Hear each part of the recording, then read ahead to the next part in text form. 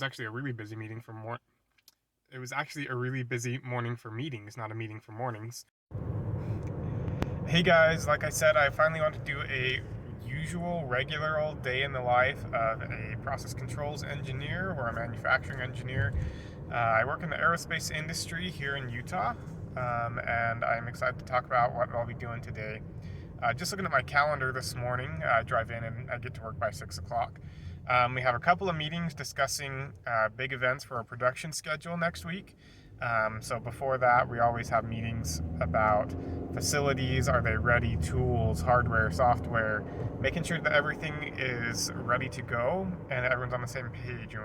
Any procedure changes are discussed, things like that, to make sure it'll be a smooth campaign.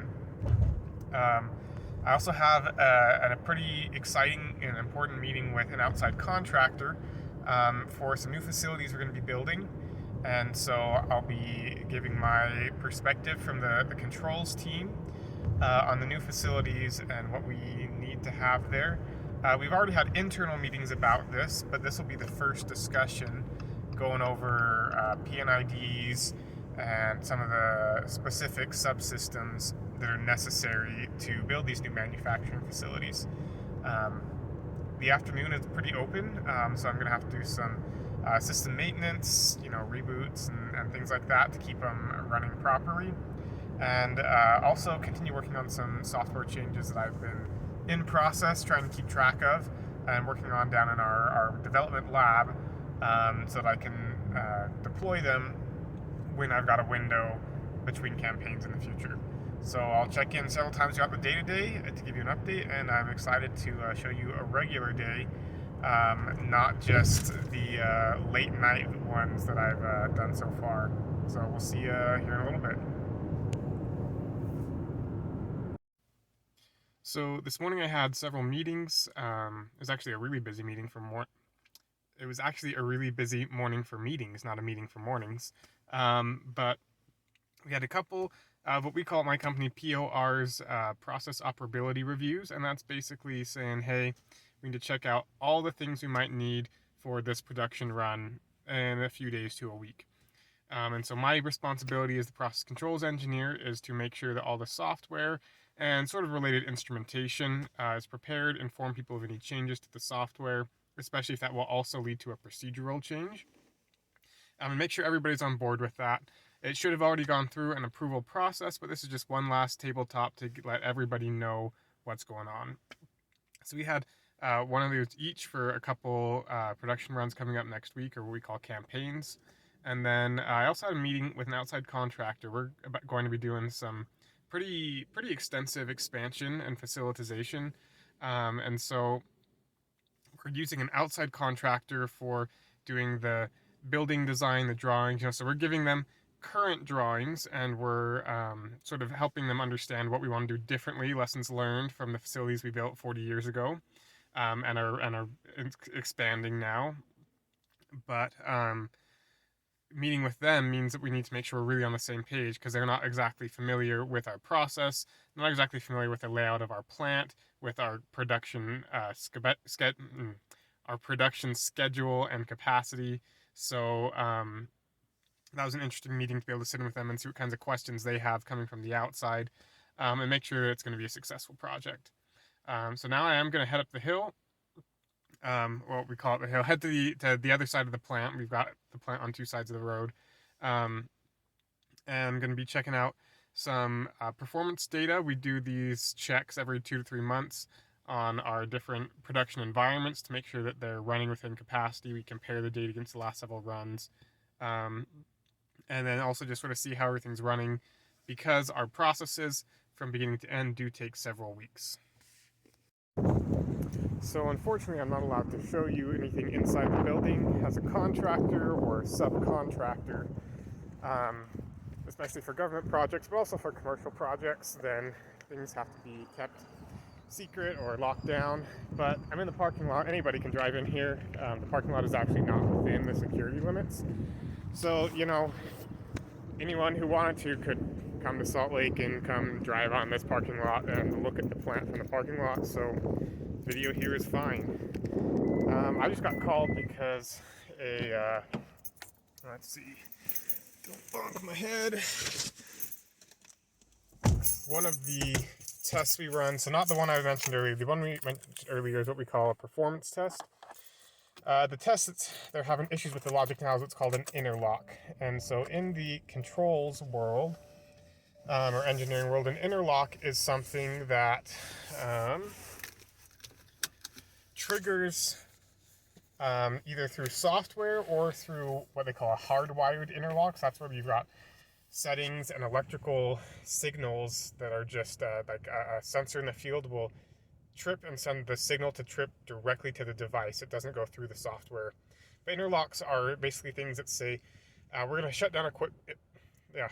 Interlocks are things in the system, software or hardware, that tell a system to behave a certain way when a certain condition is reached. Typically, it's high pressure, low pressure, high temperature, low temperature, and so we have to check through and run through these every few months, or maybe every 6 months. I'm not exactly sure on the frequency, in order to make sure that all our safety, mostly safety systems, are in place. So they're having some issues with the logic that helps run those tests, so I'm going to go check that out and see what we find. So again, these are the views from the public areas, and so this is the production facility over on what we call the hill. You see it's all inside buildings, some small ones, some big ones, some tall ones, some long ones. They all hold different processes inside them. And like I said, I actually have to get on the state highway to show, or to get between different parts of the plant. So, yeah, and then you see there's some blinking red lights up there. Maybe you can see them, maybe you can't. But that's the guard shack. Once I'm inside there, everything is secure. So again, this is the view anybody in Salt Lake could see. Once I'm inside, can't record and share with you guys anymore, unfortunately. But I'll keep you updated on what we find out once I'm up at the control house. So running the interlock tests went well. Those all went smooth. And I also had to perform some maintenance on the system. And all I mean by that is that we, as the process controls group, actually control or take care of the computer systems for process machines, which is something that we've kind of had to fight for a little bit. But yeah, basically a process machine is a machine that isn't connected to the internet. It's on a secure private network that only is on plant and communicates between process machines. And it's configured a certain way, and it talks to a lot of equipment that might be older. And so if they're pushing new updates to that from IT all the time, then it breaks a lot of stuff. And so we control all of the process machines. So for our particular system, we do reboots about every couple of weeks, just to keep things running smoothly. So I went up there and did that. You do have to find a window when operations isn't doing any remote or critical operations, because where I work, we manufacture solid rocket motors. Then, you want to make sure that any operations that deal directly with that, you don't want to be rebooting your control system in the middle of that. If something is just, being, cured or being processed under certain conditions, you can reboot it because the system will maintain steady state. We lose a little bit of data collection, but a 10 or 20 minute window there is fine. And the other machines on the system can still control it. As for the performance tests we were going to run today, we tried, and one of the subsystems that is part of the performance test had an issue. And so we had to put in a work order for mechanical to go look at the issue, and we're going to have to run that performance test another day, which it is a prerequisite before our next production run, so it is a high priority item, and we'll hopefully get looked at over the weekend. But in the end, that's a lot of what happens when you're an engineer in manufacturing or in operations support, rather than on the design side of things, or new projects, is that you're dealing with equipment, and equipment can be faulty. Whether it's a year old or 20 years old, things break, right? And so being able to identify those issues and do either maintenance preventatively or proactively, or making sure you have things in stores to replace them and the manpower to do so.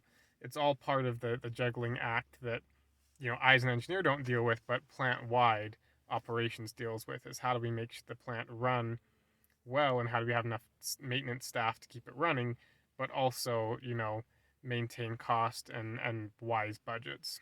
So overall, pretty successful day today, pretty busy day, couple of meetings, couple of things to run with operations, a couple of things that I looked at in the office. So pretty usual day. Thanks for coming along, seeing what it's like.